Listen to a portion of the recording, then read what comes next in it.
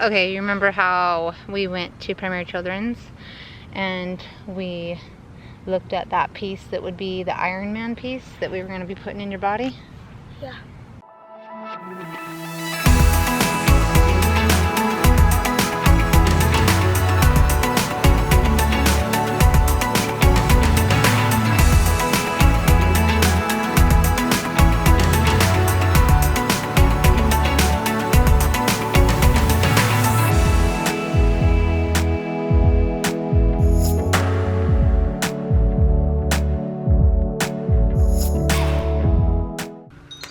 Okay, so we're gonna do a little update on the Baclofen pump for Lincoln. A little while ago you watched the vlog where we talked about him going in and doing the trial period for it. And we were trying to make a decision on whether or not that was something that we would continue on with. And it was a struggle trying to make sure that we felt like that was the right decision for us and for Lincoln. And initially I did it based upon the suggestion and referral by his physical therapist that he works with at school, and she just felt strongly that he would be a good candidate for it. We took him in and we had the trial done, and from what they could tell, they also felt like he would be a good candidate. That was in August of last year, 2018. And I took some time to decide whether or not we would continue on with that and how we would continue on. I figured since he was in the routine with school, I really didn't want to pull him out of school to do it because it's quite a recovery process, and anything that, you know, messes with the routine for him is a struggle. So I was trying to figure if I could plan it around Christmas break. But then I came to the conclusion that that probably wouldn't be quite a long enough time to heal and recover. And so instead I thought we'll aim for summer. The tricky part about that was trying to schedule it around his intensive therapy. So I had to speak with his intensive therapy group and see what they would suggest as far as scheduling the Baclofen pump before or after. They actually suggested he have his pump placed and then have his 6 weeks of healing and then come in and do the therapy. Once I got that all figured out, I was able to go ahead and get his pump placement scheduled, and I went ahead and did that. However, after speaking to my husband a bit more, he just kind of started feeling not so great about that decision.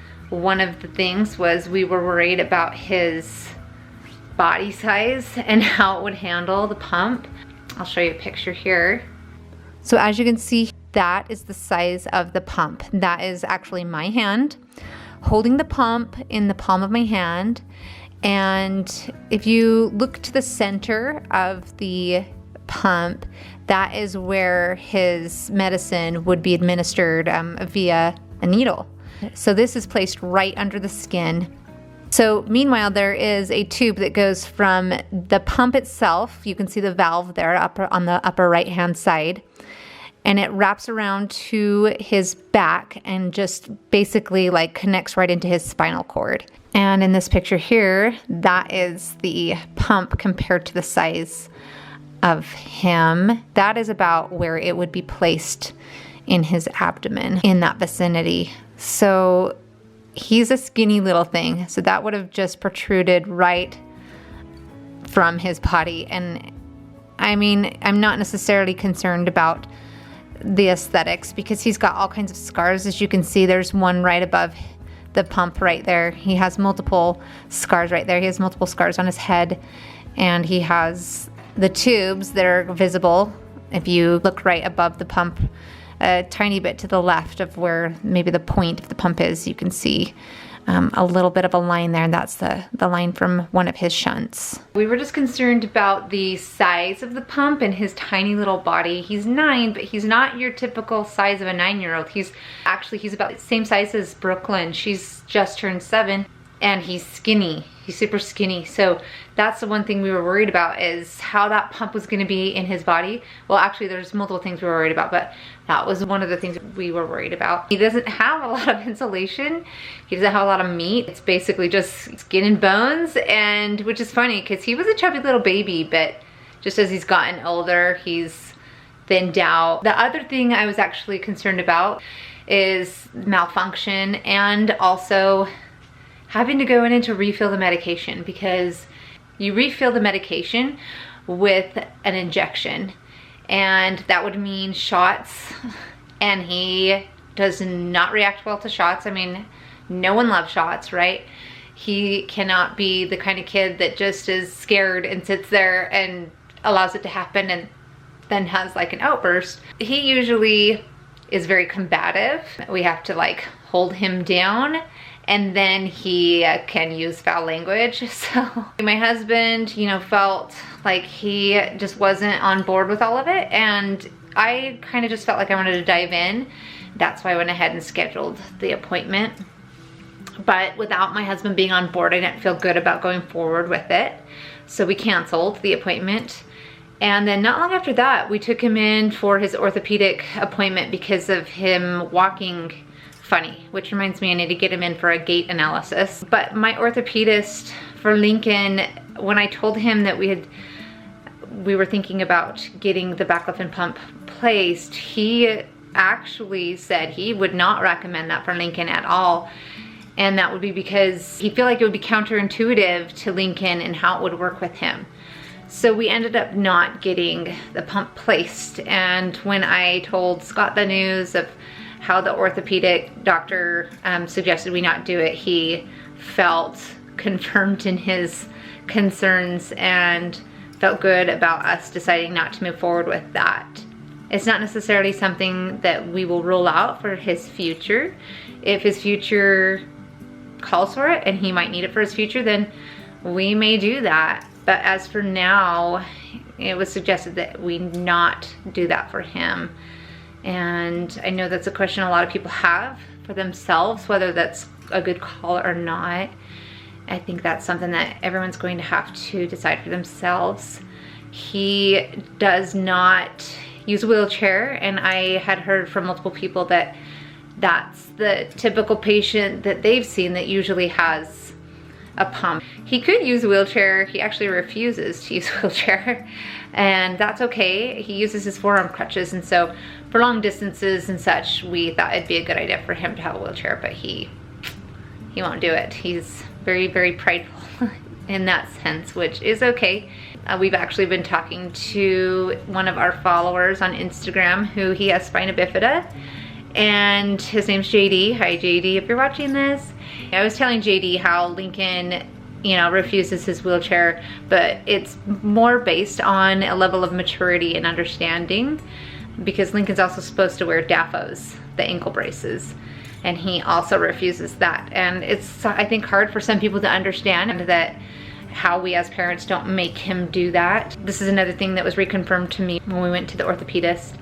He said that honestly, it's not going to make anything progress as far as getting worse by him not wearing his braces. He won't be able to function with the ease that he would be able to if he were wearing his braces. So that's something that may come with maturity as well. But like I've said before, if I have to stick him in the braces and then his entire day he's having meltdowns, combative, not working well in class, is it better that he walks with a little bit more support, or is it better that he goes and functions throughout his day? I chose the latter. I feel like if he can function, have a typical relationship with his teachers and his peers because he feels good about himself, I would rather have him do that, not wearing the braces. Do I know the braces would help him in the long run? Yes. Does he?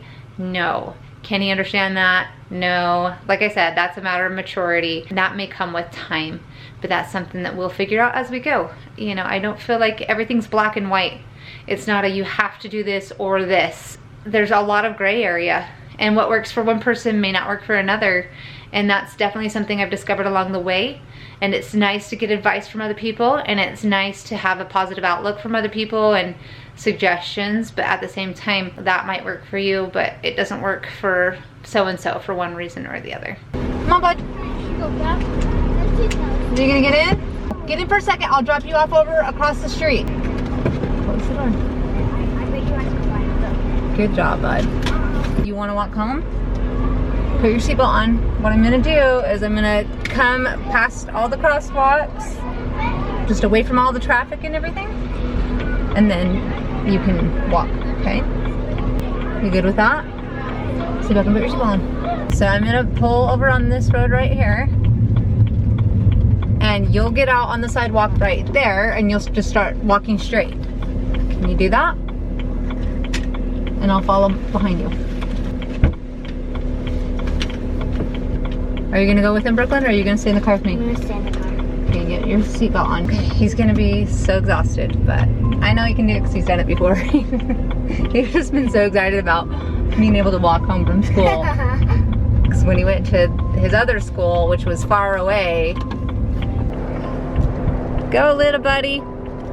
Oh, you're fast! Pick those feet up.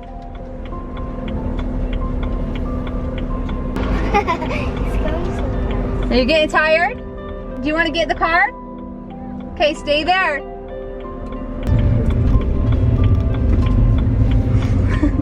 Little turkey.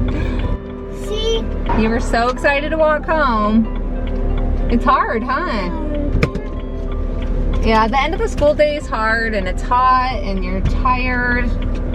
Picked up Mr. Lincoln from Scouts. We're taking a stroll home. It's pretty fast. Mr. got tired again. So, we're walking home, carrying the little guy, aren't we? Yeah. Okay, you remember how we went to Primary Children's and we looked at that piece that would be the Iron Man piece that we were going to be putting in your body? Yeah. Did you remember that we decided not to do that? Yeah. How do you feel about Why that? not? Well, first of all, Daddy and I were nervous about doing it. But then we talked to a few people. Then we talked to Dr. Stotts, and Dr. Stotts suggested we not do that. So then we canceled your surgery. Are you happy about that? Mm-hmm. Yeah. So one less thing to worry about, right? Maybe in the future we can revisit getting a Baclofen pump. No? Don't you like to have things that help you get better? No? What kind of cookie you got there? Looks like it's an oatmeal M&M chocolate chip. Oh my gosh, look at all that chocolate. You lucky duck. I love you. You have an oatmeal mouth. I was gonna give you a kiss, but not with the oatmeal mouth. I'll give you a kiss on the cheek. We'll see you later. Bye.